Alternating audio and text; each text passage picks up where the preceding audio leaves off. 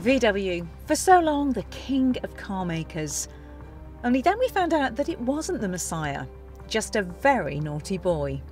Back in 2015, the US Environmental Protection Agency discovered that 482,000 VW diesel cars on American roads were emitting far more toxic fumes than they were allowed to. We've totally screwed up. VW finally admitted that the cheat affected 11 million cars worldwide. And Dieselgate cost the company just shy of £17 billion. And this car, the ID.3, is Volkswagen's all-electric penance for that very bad behaviour.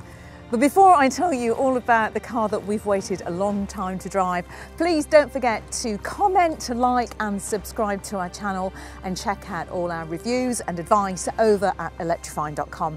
Because if this is all a success, Nicki Shields and I can buy more cars, and Tom Ford, well, he can have his regular facials and manicures.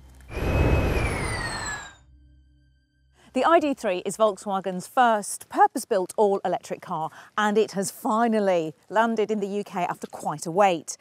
Now, at this point, I have a confession to make.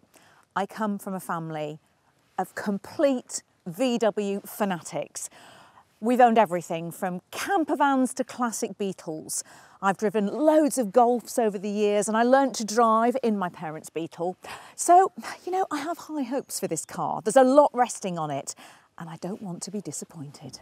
Size-wise, it's slightly wider than a Golf, slightly shorter than a Golf, and a teensy bit higher than a Golf. Look at the front and you'll see that this bit is much shorter than you'll find on a petrol or diesel car. And that's all because there's no engine to package. Overall, I think it looks great, and VW have pulled off something quite tricky, because I reckon it's different enough to pull in buyers who want something slightly futuristic, slightly modern, but restrained enough not to put off those of us who are a bit worried our neighbours are going to laugh if we buy something a bit too wacky or weird. So inside, well, this is such a nice place to be. VW say that the ID.3 is like a Golf on the outside, but a Passat in here. And for once, I don't think that's a load of old marketing guff. It actually is lovely and roomy and spacious in here. A really famous VW advertising slogan is "Think small," and you definitely don't need to do that in here because it's so bright and airy and light. I mean, just look at the angle of this pillar, which helps you get these really lovely wide windows. It may seem familiar in here if you know the BMW i3, and that's because they have a few things in common. The gear selector for one of them, which is up here, which I really like, and also this dual screen arrangement. And you know, that's in no way a criticism, because the i3's interior is one of the best in the business. So as I said, the whole thing really focuses around this central screen. And if you see, you can swipe through using gestures. And it actually works. But it's this kind of attention to detail that I really love about this car. You know, the buttons here on the steering wheel have got that lovely haptic, clicky feeling. And just look at the pedals down here. Pause for brake, go. How cool is that? Now, you can pretty much create your perfect driving environment with this setup on the screen, because just like your smartphone or your tablet, you can just move things around, set them up wherever you want them, which is something really neat. I like it a lot. And there's also a voice control for those of you who like to talk to your car. Hello, ID.3. Unable to establish data connection. You can say a POI category instead. Not really sure what that means, but I'm sure she's very helpful. And if you don't want to communicate with the car, then there are lots of buttons here on the steering wheel, and you can fiddle around with those instead. Look, it is a bit fiddly. It's a real departure from anything else that you've seen in a Volkswagen. It's going to take time to get used to it. For me, I might be a bit old-fashioned, but things like the climate control, I just find a little bit fiddly. They're here in the system, and when I'm on the move, I'd quite like to have physical buttons for them. But once you get used to it, you quickly realise that this is a very impressive system. In the back, you'll find plenty of room, much more than you would in the rear of a Golf, and that's all down to the ID.3's long wheelbase. The materials are pretty good on the whole, although you can tell that the budget has been spent in the front, because some of the plastics in the back are a little bit basic. moving round the boot, and there's a pretty useful amount of space. You get 385 litres of capacity. And yes, I know, who talks in litres? The question we need to know is, does it fit a Ginny in it? And it does. And it's a very good job that the ID.3 does have a decent size boot, because unfortunately there is no frunk or fruit. If you lift the bonnet, you get whatever these bits and bobs are, but no fruit. Not that fruit. Before we take it out onto the road, let me explain how VW is launching the ID.3. This is the first edition model, as signified by this little badge here. They were all reserved over a year ago when VW opened up the ordering, and apparently it caused such a frenzy that it made the Volkswagen website crash. The ID.3 is a bit like the Glastonbury of electric cars, but without all the mud and those hideous toilets. Anyway, this launch model comes with a 58 kilowatt battery, a fixed trim level, and some extra goodies thrown in as a thank you for all of those who parted with their deposit a year ago.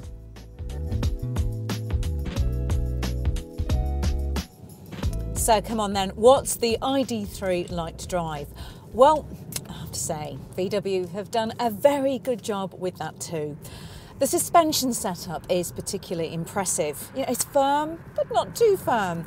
Comfortable, but not too soft. It's really, really well balanced. Now, the motor, which is back there under the rear floor, will deliver 201 brake horsepower, and as you'd imagine, it packs plenty of punch, which is helped by the fact that it's rear-wheel drive. Look, it's not a guided missile in the same way that a Tesla Model 3 is, but it's plenty quick enough. And as with all electric cars, it feels a lot quicker than the official 0 to 62 time of 7.5 seconds.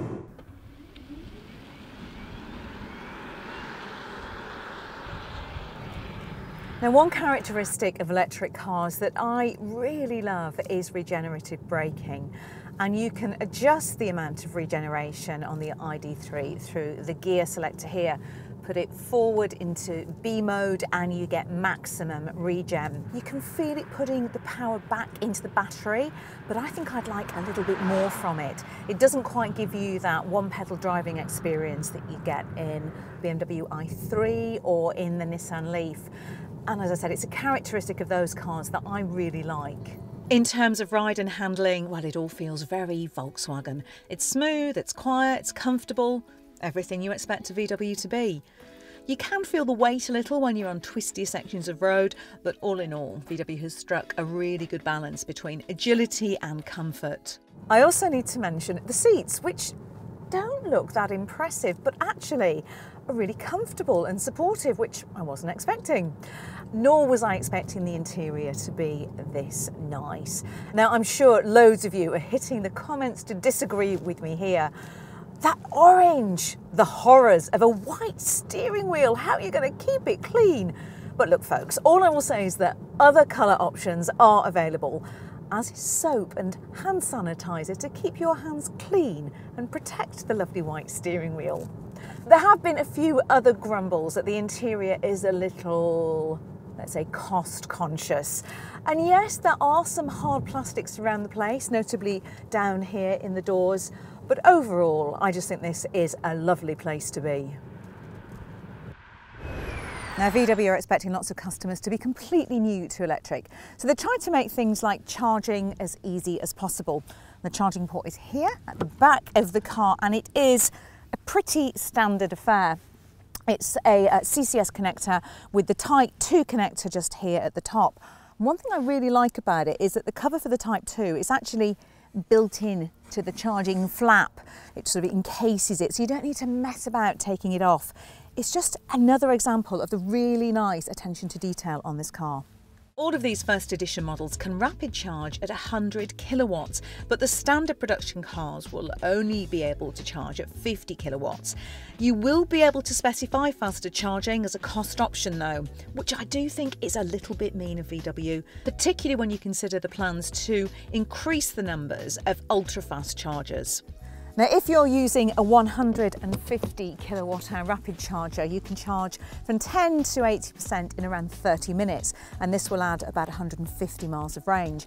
If you're using a 50 kilowatt charger, it's going to take a rather more pedestrian 50 minutes, whilst charging at home on a 7 kilowatt charger will take 9 hours.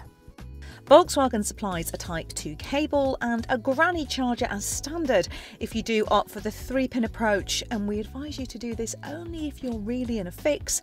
Expect it to take around 29 hours to get to a full battery. I guess the final question I need to answer is whether the ID.3 can deliver on value. Okay, let's ignore this first edition model because you can't actually buy it anyway. Volkswagen will sell you the production model with 2 battery packs initially. That's a 58 and a 77 kilowatt hour, along with a load of different option packs. Now, I would need a separate video to explain all of those packs, and we do have more information on that over at electrifying.com. But the bottom line really is that the most basic version with the smaller battery will be under £30,000, while the top end model will be just under £40,000. Now, an even smaller battery will be added later next year, and expect that to start at just over £25,000. At which point it really does start to seem more like an electric car for the masses, not for the millionaires, which is a very good thing. So come on then, Buckley, stop with your musings. Does the VW ID.3 live up to the hype? And I'm pleased to say that it really does deliver. I think it looks great. It's compact, but it's got loads of space. I really like the tech. I like the interior. It feels to me like a groundbreaking car. But it's important to remember that this isn't just a one-off created to keep us electric heads happy, and the regulators, of course. No, this is more than just a car, because the bits that you can't see underneath are going to be used right across the Volkswagen Group to create at least 25 electric cars over the next few years.